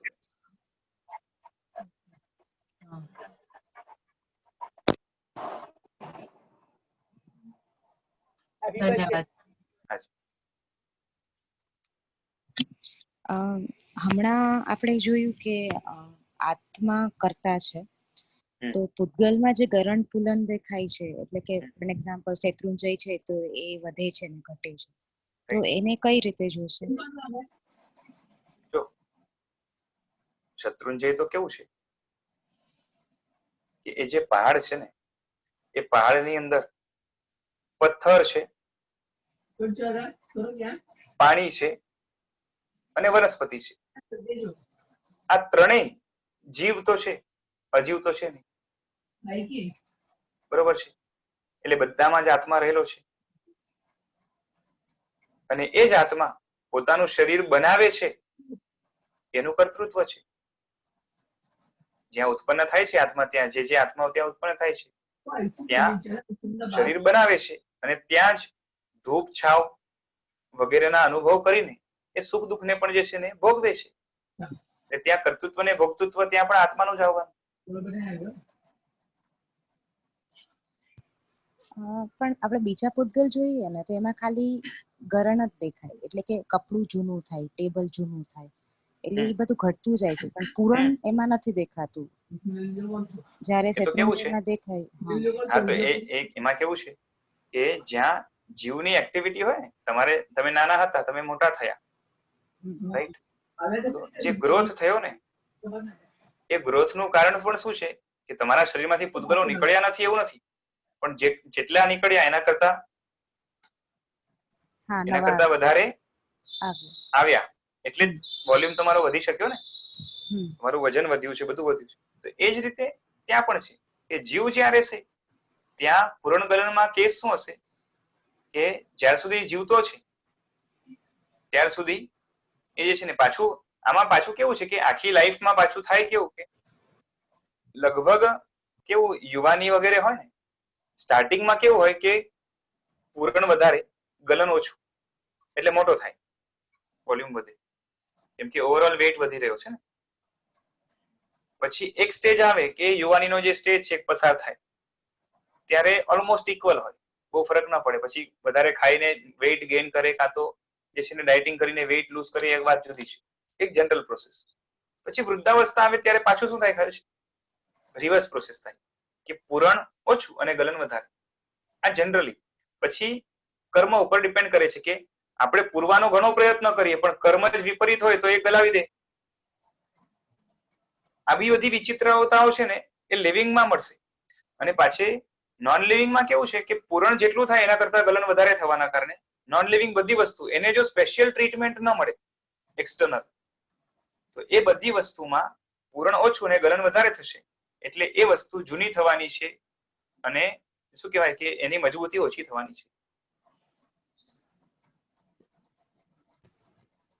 ઓકે, એટલે જ્યાં આત્મા છે ત્યાં ગરણ ફુલન બંને વધારે દેખાય અને શેત્રુંજીના કેસમાં બી એ જ થાય છે, એટલે કારણ કે બધામાં ત્યાં જેવું હોય એવું પૃથ્વી કઈ નહીં. આ તો શું છે કે સમય છે ને, કાળ કઈ રીતે કાર્ય કરે છે, કેટલું ફેવર કરે છે એના ઉપર હોય. કે જ્યારે શત્રુંજય વધવા લાગશે, બરોબર છે, તો ત્યાં નંબર ઓફ જીવો જે પૃથ્વી કાયના છે એ પણ વધશે. નંબર ઓફ જીવો એટલે નંબર ઓફ શરીરો વધશે એટલે પથ્થરો મોટા મોટા થશે, રાઈટ? કાં તો શરીરના જે છે ને જીવ, મોટા શરીર વાળા જીવો ત્યાં વધારે થશે, એના કારણે એનું જે છે ને હાઈટ વધશે. કારણ કે પૃથ્વી કાય એ પણ જીવ આપણે માનીએ છીએ અને સાથે વનસ્પતિ કાય છે એ બધું પણ જે છે ને એ રહેવાનું છે, પાણી વગેરે છે, એ બધાની જરૂરત હોય. એટલે એ બધી જ વસ્તુ જ્યારે વધે છે ત્યારે શું થાય છે કે નંબર ઓફ જીવ ત્યારે વધે છે કાળના હિસાબે. કાળ ત્યારે ફેવર કરે છે અને પડતા કાળની અંદર શું થાય છે કે નંબર ઓફ જીવો જ્યાં ઉત્પન્ન થાય છે, શરીરો તો વારંવાર ઉત્પન્ન થયા જ કરશે, પણ નંબર ઓફ જીવો ઓન એન એવરેજ જે છે ને એ ઘટે છે અને એના કારણે શું થાય છે કે એની હાઈટ ફોલિંગમાં દેખાશે. સો પેદા થનાર કરતા ડેડ બોડીઝ વધારે છે એમ. હાજી, ક્લિયર. હા, એવું. અને બાકી જે પૂતગલો છે ને જે એમનેમ છે, જેમાં જીવ નથી, જેમ ટેબલ ખુરશી વગેરે થઈ ગયા, અને બાકી પણ ઘણી બધી જે છે ને પૂતગલની વર્ગણાઓ છે જે આત્મગ્રહણ નથી કરી શકતી, ત્યાં ઓટોમેટિક કાર્ય થાય છે પણ ત્યાં કોઈ કોન્શિયસ પ્લાનિંગ પૂર્વક હોતું નથી. એટલે ત્યાં પછી સર્જન વિસર્જન જે છે એ ઓટોમેટિક છે. એની અંદર કોઈ એવી વિશિષ્ટ વસ્તુઓ કે વિશિષ્ટ શું કહેવાય કે રચનાઓ થઈ શકતી નથી. રેન્ડમલી જે થાય એ થાય.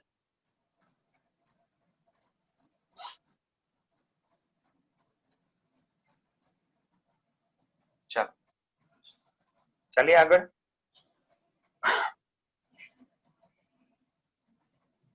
કે આત્મા છું એવું બેઠું હશે જેને, એને આગળ જઈને પરમાત્માની પણ જરૂરત પડવાની, સદગુરુની પણ જરૂરત પડવાની. કેમ કે આત્માને શુદ્ધ કરવા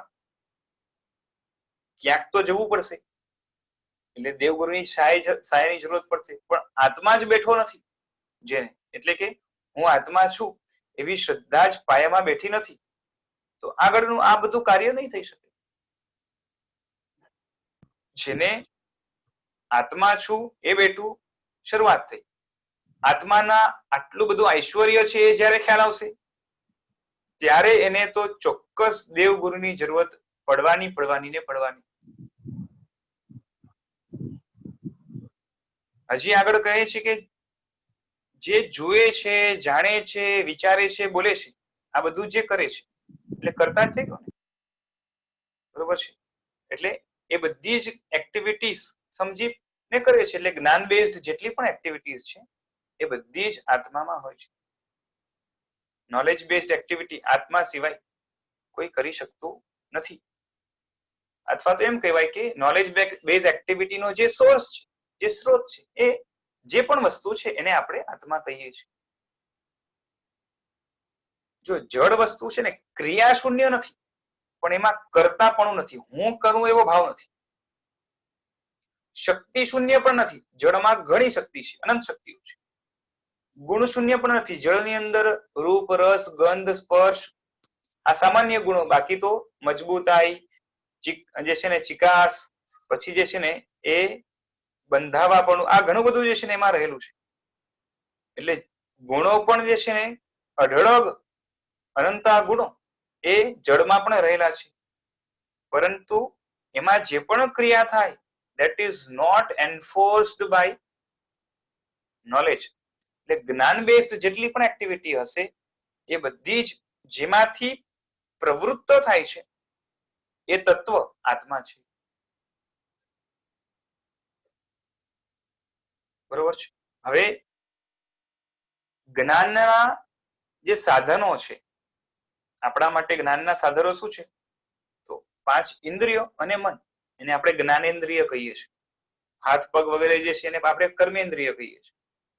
તો જ્ઞાનેન્દ્રિય જ્ઞાનનું કાર્ય કરશે. બરોબર છે. 5 ઇન્દ્રિયો અને મન છઠ્ઠું, આ જ્ઞાનના સાધનો છે. એમાં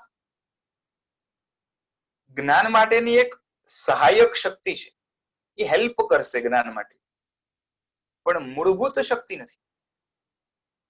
એટલે જેમ ચશ્મામાં આંખ બરોબર જોઈ નથી શકતી તો ચશ્મા સહાયક બનશે જોવામાં, ચશ્મા જોઈ શકતી નથી. એ જ રીતે આંખ છે એ સહાયક બનશે જોવામાં, આંખ પોતે જોઈ શકે છે એવું નથી. કારણ કે ઘણા બધા તમને એવા દ્રષ્ટાંતો મળશે જેની અંદર ચક્ષુ ઇન્દ્રિયો ન હોવા છતાં પણ જોવાનું કાર્ય થાય છે. અને આવા અઢળક એક્ઝામ્પલ વનસ્પતિની અંદર મળે કે કાન ન હોવા છતાં પણ સારા સાઉન્ડના વાઇબ્રેશન્સના કારણે એ પ્લાન્ટ્સ ખીલે, પ્લાન્ટ્સની એક્ટિવિટીઝ વધે, એનો ગ્રોથમાં ચેન્જીસ આવે. બરોબર છે. આવા રિએક્શન્સ જોવા મળે. સાથે સાથે અમુક પ્લાન્ટ્સની આસપાસ અમુક પ્રકારના કલર વગેરે મૂક્યા હોય, કાં તો અમુક પ્રકારની વ્યક્તિઓ આવે સુંદર વગેરે, તો એના દ્વારા એ પ્લાન્ટ્સ શું કરી શકે? તો કે પ્લાન્ટ્સની અંદર અમુક જાતના જે છે ને ચેન્જીસ આવે, એના ફ્લાવર્સ ખીલે અથવા તો એના લીવ્સ ની અંદર ચેન્જીસ આવે. તો કેવું છે કે આંખ એ જોઈ શકતી હોય તો આંખ વિના આ જોવાનું કાર્ય કઈ રીતે થયું? તો મંદ શક્તિ સીધે સીધી જ રહેલી છે, પણ આંખ છે એ વિશિષ્ટ જોવા માટે જે છે ને પ્રયોજક બને છે. અને એને જ આપણે જે છે ને એ ભાવિન્દ્રિય કહીએ છીએ. એટલે ભાવિન્દ્રિય 5 બધા જ જીવને છે, પણ દ્રવ્ય ઇન્દ્રિય નહીં હોવાના કારણે, એ પણ સ્થૂળ દ્રવ્ય ઇન્દ્રિય નહીં હોવાના કારણે એ જે છે ને શું કહેવાય કે વિશિષ્ટ પ્રકારે જે છે ને જોઈ, સૂંઘી, ચાખી વગેરે શકતો નથી. બાકી 5 ઇન્દ્રિયની શક્તિઓ બધા જ જીવોમાં, એક ઇન્દ્રિયથી માંડીને પંચેન્દ્રિયમાં બધામાં જ રહેલી છે. અને એવી એ જ રીતે વિશિષ્ટ મન નહીં હોવા છતાં પણ અમુક પ્રકારની વનસ્પતિઓ જે છે ને અમુક પ્રકારની પ્લાનિંગ કરીને એ પોતાના શિકારને જે છે ને પકડી લેશે, એવા પણ દ્રષ્ટાંતો મળશે. બરોબર છે. અને આના દ્રષ્ટાંતો છે ને આમાં આપ્યા છે. આ પિક્ચર છે ને મૂવી એક ચીજ મિલેગી વન્ડરફુલ, એની અંદર અઢળક દ્રષ્ટાંતો આપ્યા છે કે ઇન્દ્રિયો વગર પણ ઇન્દ્રિયોના કાર્યો થાય છે, મન વગર પણ પ્લાનિંગ વગેરે થાય છે. અને લેસ ડેવલપ્ડ જીવો પણ કેવી કેવી પ્રકારની જે છે ને કળાઓ એનામાં હોય છે. તો એ વિશિષ્ટ જ્ઞાન શક્તિઓ એ શું કહેવાય કે અનડેવલપ કે લેસ ડેવલપ્ડ મગજની અંદર વગર શીખવાડી, બરોબર છે, આવી ક્યાંથી? તો કેવું પડે કે એ શું કહેવાય અંદરમાં શક્તિનો કે કળાઓનો એક સ્ત્રોત છે, અને એને આપણે આત્મા કહીએ છીએ. એટલે આ બધા સાધનો છે ને, જેમ આ જ્ઞાનેન્દ્રિય છે એ જાણવાના સાધન છે. જ્ઞાનેન્દ્રિય શું છે? જાણવાના સાધનો છે. એમ જે કર્મેન્દ્રિય છે, હાથ પગ વગેરે, બરોબર છે, એ કરવાના સાધનો છે, પોતે કરતા નથી. આપણે હાથ દ્વારા કાર્ય કરીએ છીએ, હાથ એમાં સાધન બને છે, પણ કરનાર હાથની અંદર કોક રહેલો છે. એમ તો આખા શરીરમાં રહેલો છે, બધે શરીર વ્યાપી છે, અને એ આત્મા છે. એટલે હાલવા ચાલવાની પોતાની શક્તિ નથી આમાં, હાલવામાં મદદરૂપ બને છે. એટલે એક ટેકો બને છે લાકડી નીચે. જેમ હાથ પગ વ્યવસ્થિત ન ચાલતા હોય તો લાકડીનો ટેકો લેવો પડે, એટલે લાકડી જેમ સહાય બને છે એમ આત્મા પણ જ્યારે કમજોર હોય ત્યારે એ ચાલવા ફરવા વગેરેમાં હાથ પગનો સહારો લે છે. એટલે હાલવા ચાલવાની શક્તિ જે છે ને એ પગમાં નથી. એ પગ એ સાધન છે. કારણ કે શરીરથી છૂટું મૂકેલું પગ હોય તો આપમેળે નહીં ચાલે. તમે કહો કે શરીરથી જોડાયેલું હોય તો ચાલે, બરોબર છે. તો એનાથી નક્કી થાય કે સ્વતંત્ર શક્તિ તો એનામાં નથી જ, એટલી તો નક્કી છે. એટલે ચાલવાની સ્વતંત્ર શક્તિ એનામાં નથી. અને શરીરની સાથે જોડાયેલું હોય તો જ ચાલે એવું પણ જે છે ને સીધું ડાયરેક્ટ ન માની શકીએ. કારણ કે શરીર જો મરેલું હોય એટલે કે શરીરમાંથી જે શક્તિ નીકળી ગઈના કારણે એ શરીર ચાલી નથી શકતું. એ જે શક્તિ નીકળી ગઈ એને આપણે આત્મા કહીએ છીએ. એટલે અંદરમાં એક જે શક્તિ હતી જે એમાંથી ચાલી ગઈ છે, જેનો અભાવ થયો છે, એને આપણે આત્મા કહીએ છીએ. એટલે પગમાં કે હાથમાં અથવા તો મસ્તક ધુણાવવા માટે જે છે ને જે પણ આ બધા મસલ્સમાં વગેરે એમાં સ્વતંત્ર કાર્ય કરવાની શક્તિ નથી. એ કાર્ય કરવા માટે મદદરૂપ બનશે. નાચવા માટે, કૂદવા માટે, બોલવા માટે it is helpful, but it does not work of itself. એટલે પોતાની રીતે ઓફ ઇટ્સ ઓન પોતાની રીતે કાર્ય નહીં કરે, બરોબર છે. એટલે કંટ્રોલિંગ પાવર તરીકે અંદરમાં જે બેઠું છે એ આત્મા છે, રાઈટ. કેમ કે માઇક્રો લેવલ ઉપર પણ નોલેજના સ્ત્રોત તરીકે કોઈ પર્ટિક્યુલર અંગ નહીં મળે. હવે કેવું છે કે જ્ઞાન આધારિત કાર્યો એ આત્માનો એક મજબૂત પુરાવો છે, નાની વાત નથી. જ્ઞાન આધારિત પ્રવૃત્તિ છે ને એ આત્મા સિવાય ક્યાંય ન હોય. એટલે એક બહુ મજબૂત પુરાવો છે, સબળ પુરાવો છે. હજી એક વસ્તુ એ છે કે તમે જીવ સૃષ્ટિની અંદર જોશો ને તો બધા પાસે જુદા જુદા પ્રકારની કળા હોય છે. આજે આ હનીબીઝ હોય ને, મધમાખી,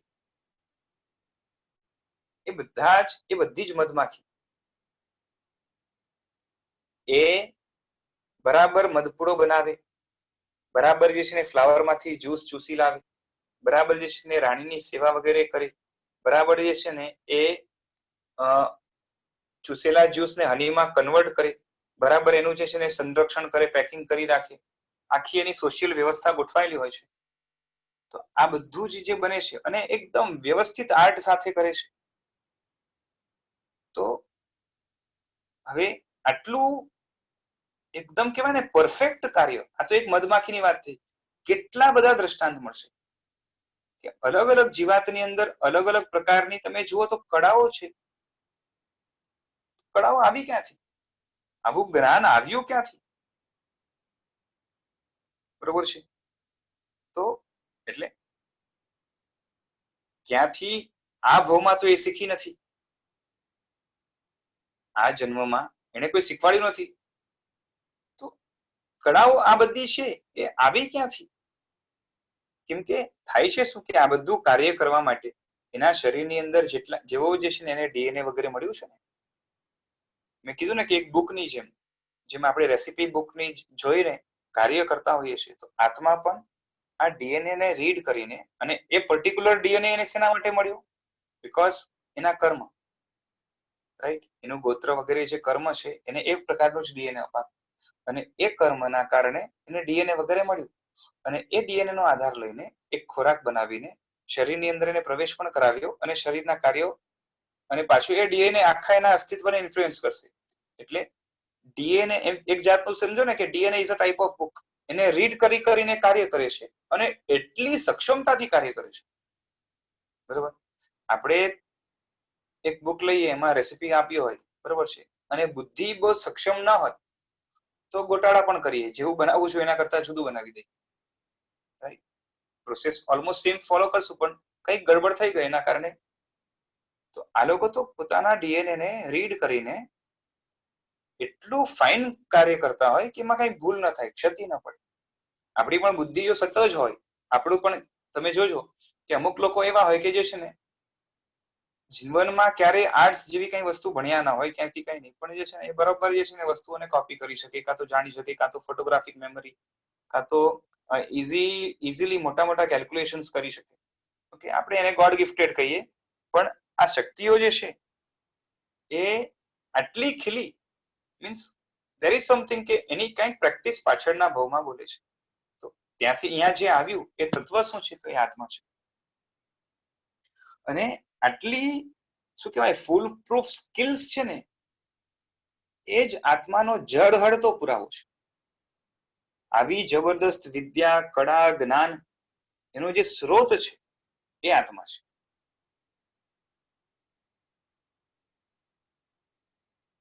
ઘણી આવી જબરદસ્ત અતિન્દ્રિય શક્તિઓ પણ જોવા મળે, જ્ઞાન શક્તિઓ કે એની ઇન્દ્રિયની રેન્જ થી બિયોન્ડ હોય, રાઈટ?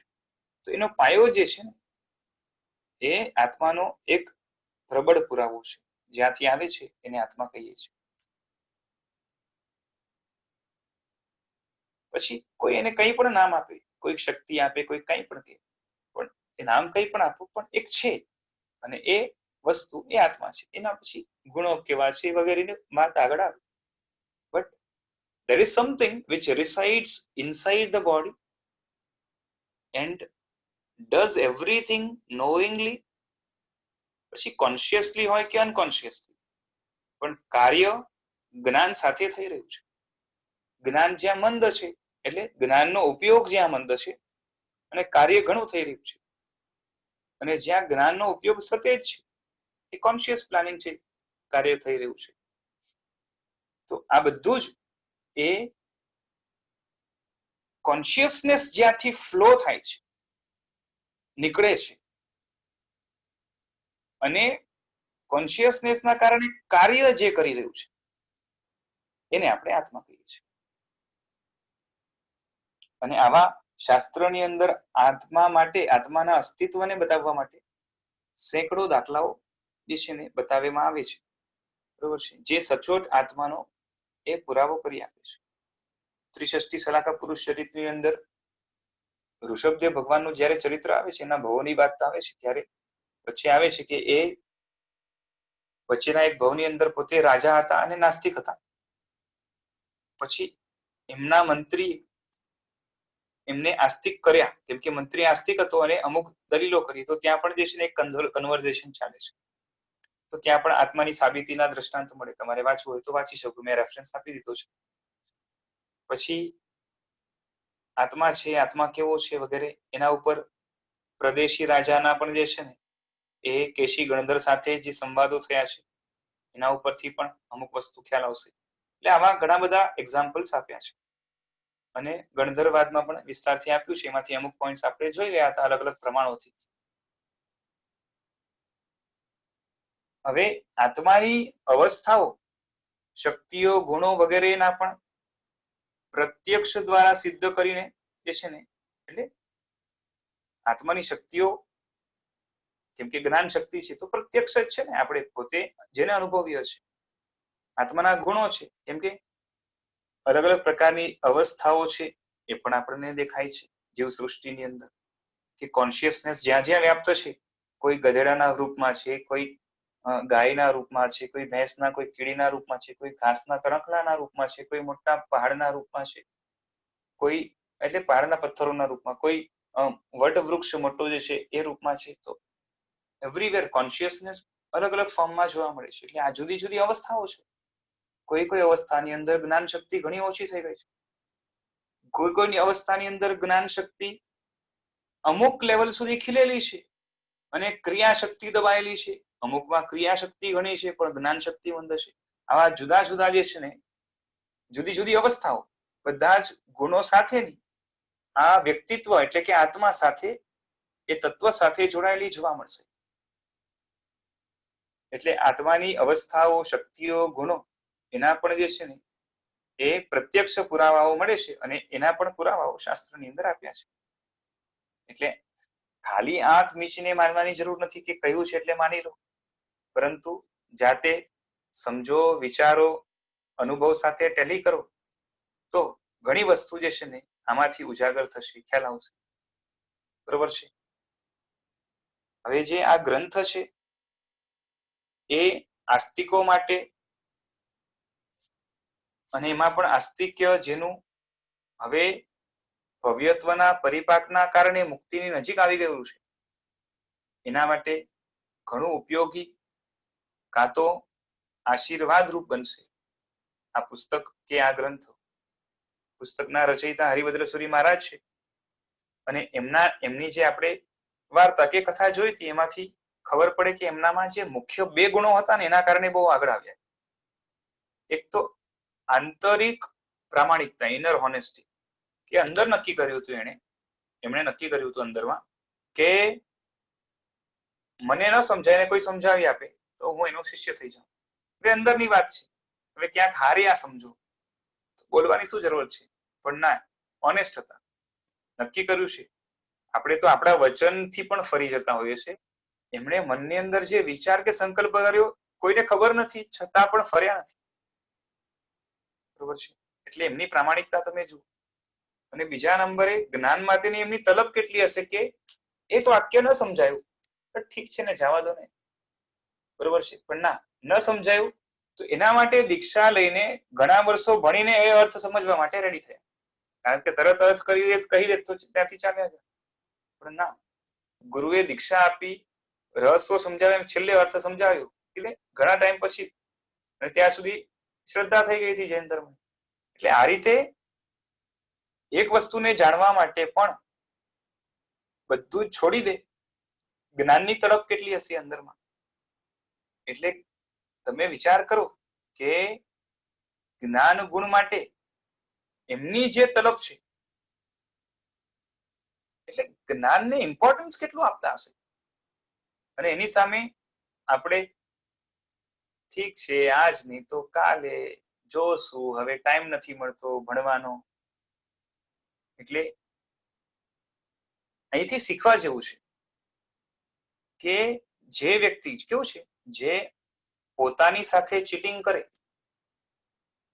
એની સાથે કર્મસત્તા ચીટિંગ કર્યા વગર નહીં રહે. ઇનર ઓનેસ્ટીના કારણે કર્મસત્તાએ આગળ જઈને હરિભદ્ર મહારાજને એવા યોગ્ય સ્થાને ગોઠવી કે એની મુક્તિ નજીક આવી ગઈ. બીજા નંબરે જ્ઞાન માટેની તલબ એમને ક્યાં સુધી લઈ ગઈ. બસ એ જ વસ્તુ આપણે જોવાની જરૂરત છે કે આપણને જ્ઞાનની રુચિ છે, ચલો, પણ કેટલા હદ સુધી છે, આમના કરતા કેટલામાં ભાગે છે. આમ જોવા જઈએ તો ત્યારના લગભગ બધા શાસ્ત્રો ભણી ગયેલા, લગભગ કહું છું, કેમ કે જૈન શાસ્ત્રોનો ત્યારે પણ વ્યાપ ઘણો હતો, એટલે બધું જ ના ભણ્યા હોય પણ ઉપર છે.